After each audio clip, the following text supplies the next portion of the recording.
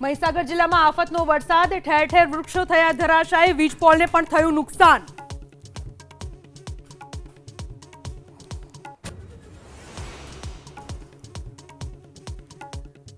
સુરતના નાસિરનગરમાં મેગા ડિમોલિશનની કામગીરી હાથ ધરવામાં આવી। લોકોએ વિરોધ કર્યો પરંતુ પ્રશાસને કરી કામગીરી।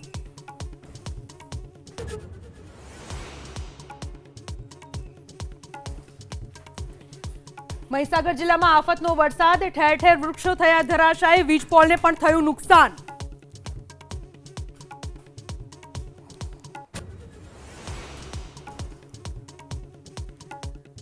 સુરતના નાસિરનગરમાં મેગા ડિમોલિશનની કામગીરી હાથ ધરવામાં આવી। લોકોએ વિરોધ કર્યો પરંતુ પ્રશાસને કરી કામગીરી।